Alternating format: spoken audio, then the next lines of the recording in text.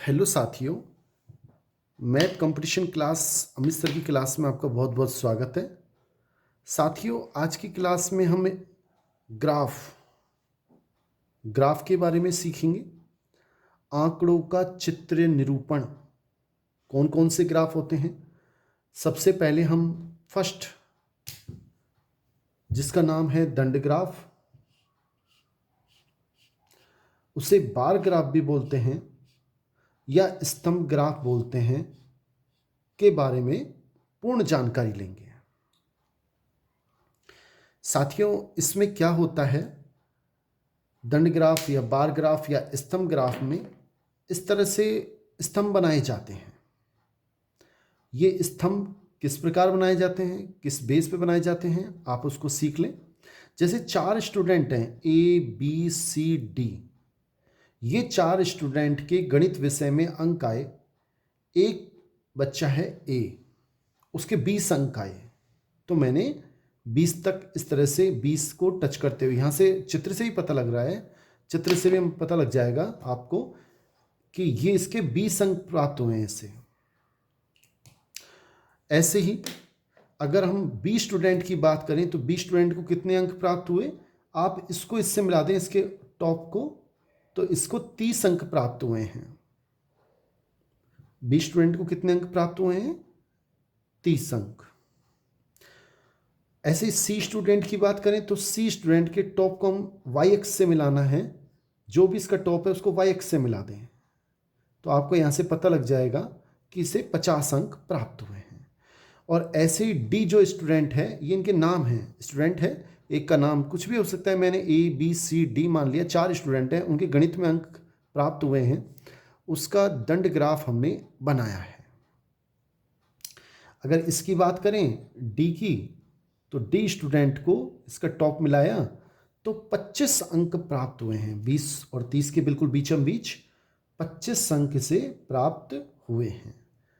अब हमें दंड ग्राफ में क्या जानकारी रखनी है, क्या हमें याद होना चाहिए, क्या इसके बारे में पता होना चाहिए, महत्वपूर्ण बिंदु क्या हैं, वो आप ध्यान से देख लें।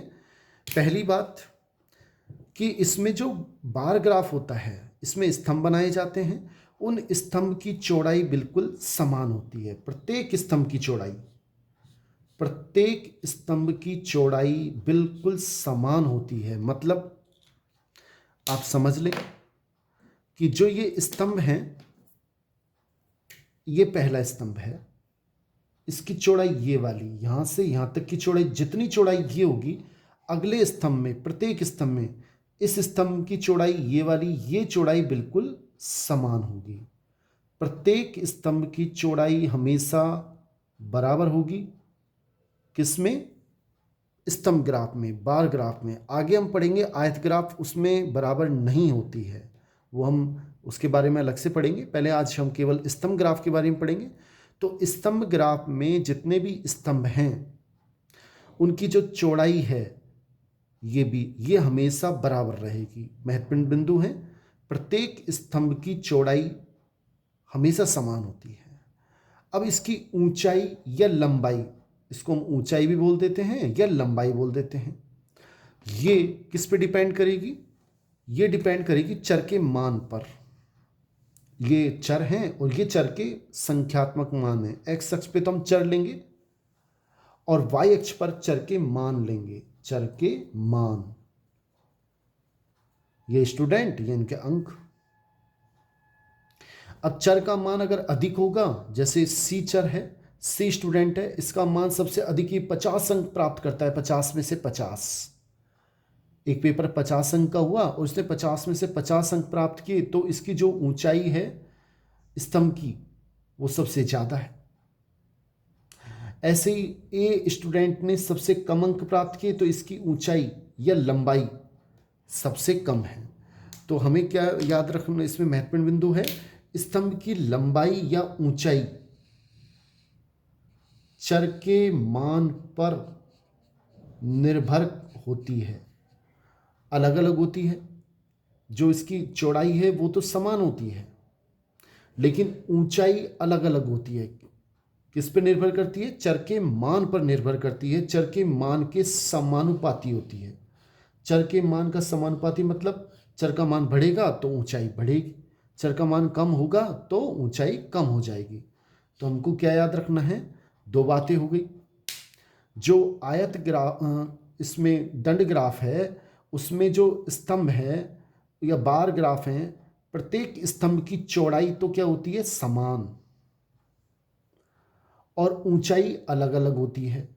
चौड़ाई समान और ऊंचाई अलग अलग, यहां से पता लग गया चौड़ाई तो क्या होगी, समान, और लंबाई या ऊंचाई अलग अलग होती है। किस पर निर्भर करती है, चर के मान पर निर्भर करती है। चर का मान अधिक तो ऊंचाई अधिक, लंबाई अधिक, और अगर चर का मान कम तो ये स्तंभ की जो लंबाई है या ऊंचाई है वो कम हो जाती है। दो बातें।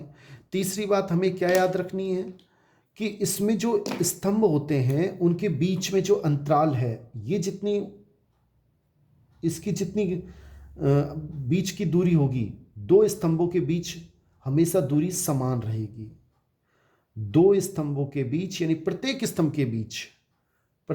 स्तंभ के बीच में दूरी समान रहती है। अगर ये दूरी जितनी है उतनी ही दूरी इन दोनों स्तंभों के बीच में रहेगी, और उतनी ही दूरी इन दोनों स्तंभों के बीच में रहेगी, कभी नहीं बदलेगी। ये तीसरा पॉइंट हमें याद रखना है। तीसरा पॉइंट क्या है कि प्रत्येक स्तंभ, ये हमारा तीसरा पॉइंट है कि प्रत्येक स्तंभ के बीच की दूरी भी समान होती है। तो इसमें हमें तीन बातें हमने और सीख ली, तीन बातें। पहली बातें आप फिर सुन लें, इसकी चौड़ाई, जो स्तंभ है उनकी चौड़ाई बिल्कुल जो नीली रंग से दिखा रखा है हमेशा समान रहेगी, प्रत्येक स्तंभ की चौड़ाई समान रहती है। ऊंचाई या लंबाई चर के मान पर निर्भर करती है, चर का मान अधिक तो ऊंचाई अधिक, चर का मान कम तो मान पर निर्भर करती है, चर के मान पर तो कम हो जाएगी, यानी कि चर के मान के समानुपाती होती है। तीसरी बात, दो स्तंभ, प्रत्येक स्तंभ के बीच की दूरी हमेशा समान होती है, यानी दो स्तंभ हैं उनके बीच की दूरी जो इतनी होगी, अगले दो स्तंभ के बीच की दूरी हमेशा, प्रत्येक स्तंभ के बीच की दूरी हमेशा समान होती है। ये हमारा तीसरा बिंदु है। और चौथा, ये असंतत ग्राफ होता है। असंतत का मतलब क्या होता है, जैसा हमने कोई भी ग्राफ असंतत होता है या संतत।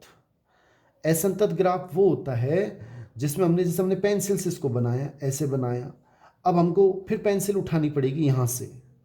अगर हमें लगातार ग्राफ चलता रहे टच करते हुए, बिल्कुल टच, जैसे ये ग्राफ है, जैसे मान लो मैंने ये ग्राफ बनाया यूं यूं यूं और बीच में यूं कर दिया, अब बीच में यहाँ छूट गया, पेंसिल उठानी पड़ी, यहाँ से यहाँ तक बनाया, फिर दोबारा से यहाँ से बनाया, तो ये असंतत ग्राफ है। और जबकि अगर मैं यूं यूं और ये क्या है, संतत। एक बार पेंसिल मैंने यहाँ से चालू की और लास्ट तक पूरा ग्राफ बनाने तक मैंने पेंसिल नहीं उठाते हैं तो उसे हम संतत ग्राफ बोलते हैं, और अगर पेंसिल उठानी पड़ जाती है तो उसे असंतत ग्राफ बोलते हैं। यह असंतत ग्राफ है, क्यों? क्योंकि हमने यहाँ से यहाँ तक बनाया, फिर पेंसिल उठाई, फिर यूँ बनाया। तो इसमें 4 पॉइंट हमें याद रखने हैं। लंबाई समान होती, इसकी प्रत्येक स्तंभ की चौड़ाई समान होती है,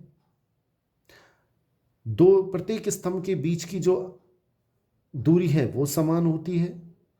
असंतत ग्राफ है, ग्राफ कैसा है, असंतत ग्राफ है, और ये हमें याद रखना है, असंतत ग्राफ है, और ऊंचाई चर के मान के समानुपाती होती है। साथियों, जैसे क्वेश्चन इसमें ये भी पूछ लेता है, जैसे यही क्वेश्चन है, हम इसी को उदाहरण से सीख लेते हैं कि जैसे ये चित्र दे देगा आपको और आपसे कहेगा कि एक क्वेश्चन इस प्रकार से आ सकता है कि सभी छात्रों को गणित विषय में औसत अंक ज्ञात कीजिए। जो भी चीज पूछे ऐसे कॉलम दे देगा आपको, स्तंभ दे देगा, और औसत अंक, औसत खर्चा जो भी है। तो अब 4 स्टूडेंट हैं, इनका औसत अंक हमें निकालना है गणित विषय में। तो पहले देखो 4 स्टूडेंट हैं, इनको कितने कितने अंक प्राप्त हुए, ए स्टूडेंट है इसको प्राप्त हुए 20 अंक, तो 20 प्लस बी स्टूडेंट को कितने प्राप्त हुए 30 अंक, प्लस औसत निकाल रहे हैं हम, औसत अंक। तो औसत अंक क्या होगा वो हम गणित में निकाल रहे हैं। इसके सी है, सी के कितने हैं 50 अंक, प्लस डी है, डी का कितना है 25 अंक, बटा कितने छात्र हैं? ये 4 छात्र। ऐसे हम कोई भी ऐसा क्वेश्चन आता रहता है, उसका आप इस तरह से औसत अंक भी निकाल सकते हैं। अब औसत अंक कितना आएगा इसका? देखो 50, 70, 100, 125 बटा 4।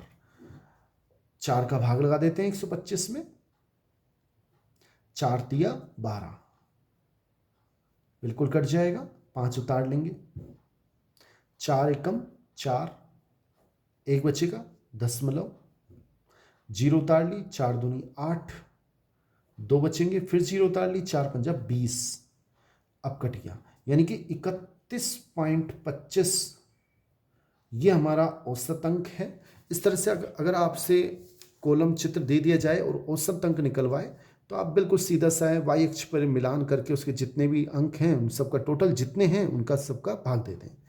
तो ये मेरे ख्याल से आपको दंड ग्राफ या बार ग्राफ या स्तंभ ग्राफ जो होता है उसके बारे में समझ में आ गया होगा। अगले वीडियो में हम आपसे आयत चित्र जिसे हिस्टोग्राफ भी बोलते हैं उसके बारे में चर्चा करेंगे। साथियों, अगर वीडियो अच्छा लगा हो तो इसे लाइक और चैनल को सब्सक्राइब जरूर कर लें। थैंक्स।